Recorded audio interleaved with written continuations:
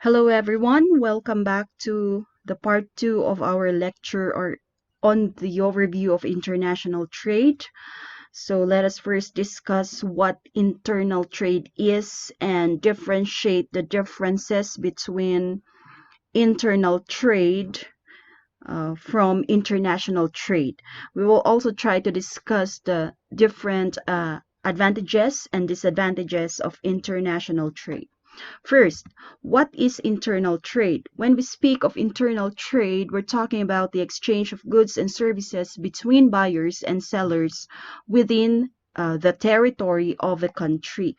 Let's try to look at the differences of internal trade from international trade. As mentioned earlier, when we speak of your internal trade, it's the exchange of goods and services within the geographical boundaries of a nation. On the other hand, when we speak of international trade, it is the exchange of goods and services between two or more countries. Moreover, internal trade pertains to the movement or of labor between different regions of a country, which is easy and common.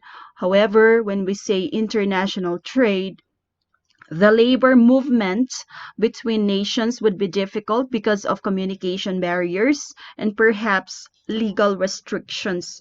So why is it difficult for international trade? Because of course, language barrier, national habits, and perhaps sentiments.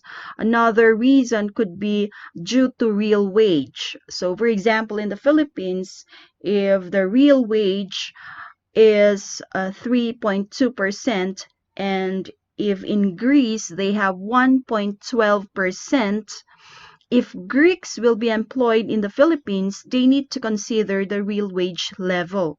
So the difference between the two is the immobility of factors of production, which is of course labor. Another is that local buyers and sellers are well aware of different local issues for internal trade. On the other hand, for international trade, buyers and sellers from countries might not be aware at all of all information or issues. What's the reason of this? In the Philippines, for example, the poor infrastructure could actually hinder the growth of international trade. There is also poor internet connection in the Philippines.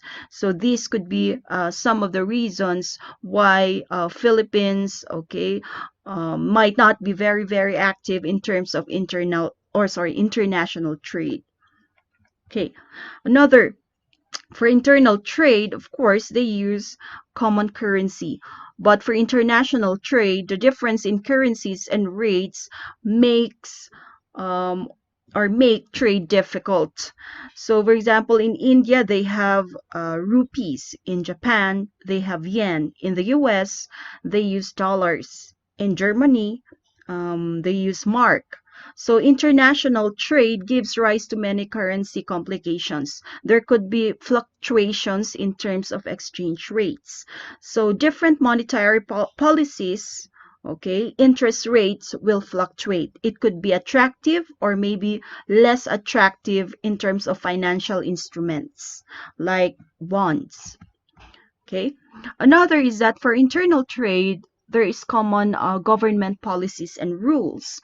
But for international trade, different countries have different types of rules and policies.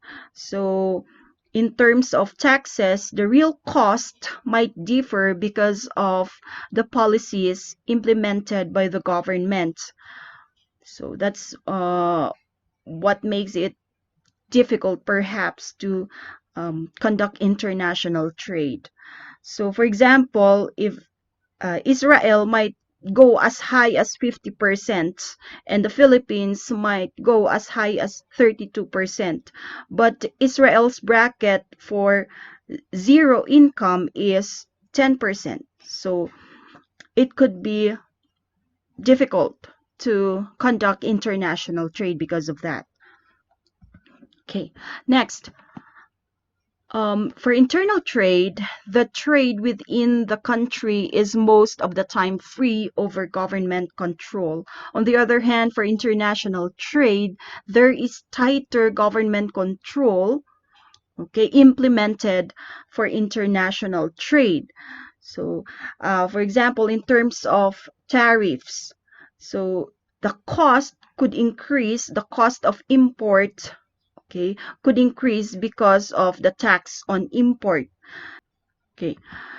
Let's talk about the points of similarities between internal and international trade. So, there are three point of similarities that we can um, mention between internal and international trade. Number one, participants in both international and internal trade have the same underlying interest to achieve maximum gain at minimum cost. Number two, there is no area and no region of any country that can produce all that is necessary for itself. And then another is that immobilities give rise, of course, to trade. So these are the points of similarities between internal and international trade. All right, let's proceed now to the advantages and disadvantages of international trade. So first, so there is, when we speak of your advantages, um, number one is that division of labor and specialization. So according to Adam Smith, it is maxim for every prudent master of a family never to attempt to make at home what it will cost him more to make than to buy in terms of products. So for example, a tailor would not attempt to make shoes, okay? The tailor buys from a shoemaker. If other countries, let's connect it now to international trade, if other countries can produce goods at lower cost, it is of course better to buy it than create it. By the way, when we speak of maxim, it's the principle. So according to David Ricardo, if two men can make both shoes and hats, if A exceeds B in making hats by 20% and B exceeds A in making shoes by 33%, then just employ A in making hats and B in making shoes. Okay, so division of labor and specialization is one of the advantages of international trade. Another is there is reduction of prices. So by pushing forward division of labor and specialization, the manufacturing cost will be reduced. As demand increases, they will be stimulated, of course, to produce more. Next, there is also a reduction of monopolistic exploitation. So what is monopoly? This is actually a market structure characterized by a single seller. And we know it so well that when we speak of exploitation, there is unfair treatment. So in international trade, your market is basically the whole world. So considering the amount of output produced by an economy, if it is limited, of course, monopoly is mitigated. Considering that importers have different preferences in terms of course, quality and prices. They have the whole world as their supplier or suppliers, hence monopolistic exploitation is actually reduced. Okay. Next, another advantage is that it protects national well-being. For many nations, international trade is literally a matter of life and death. For example, it is impossible for Japan and UK to feed and clothe or even house their present population without imports from other countries. So the living standard would greatly fall if international trade is not, of course, utilized. For some countries, sugar will be scarce and expensive commodity without international trade.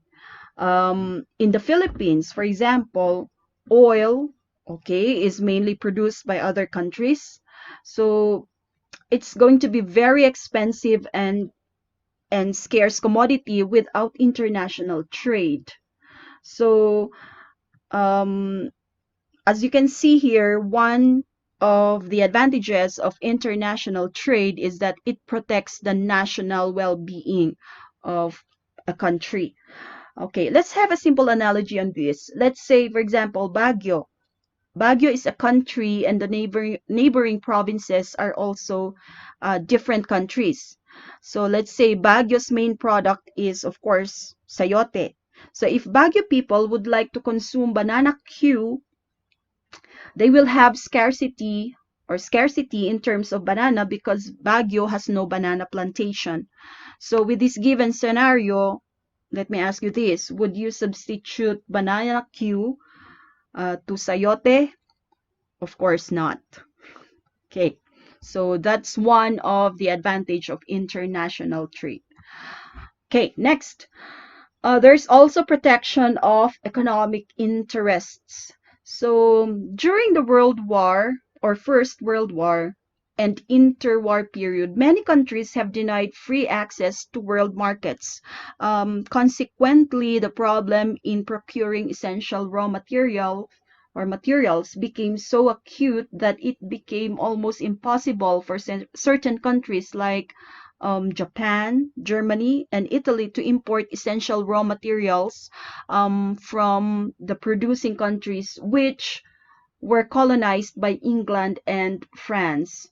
So as a result, Japan became agitated and attacked China and took away Manchuria, which was the rich producer of coal, iron, and soybeans. So international trade basically protect, okay, economic interests. All right, next.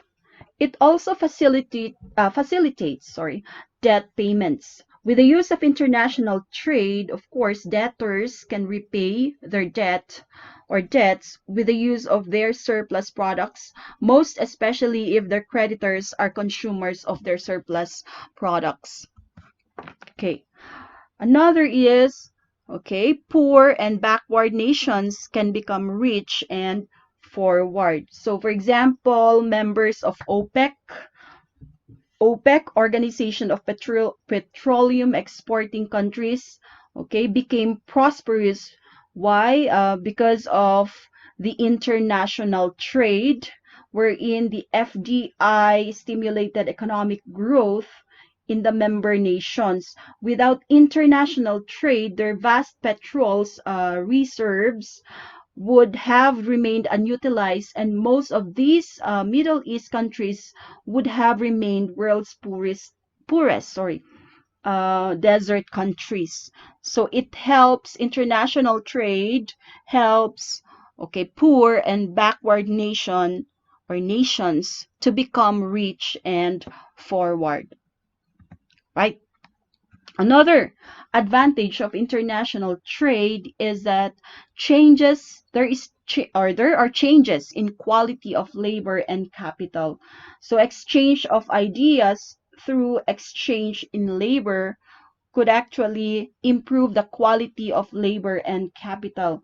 Due to globalization, your competition in a job interview is consisted of people from all around the globe. So with this, there is an exchange already of quality of labor. Yan. Because of international trade. Right? Another is there is expansion of volume of trade. So the increase in volume of trade, okay, could also lead to the increase of our GDP, okay, gross domestic product. Okay, there is also an increase in economic activity, which would lead to increase of employment. All right.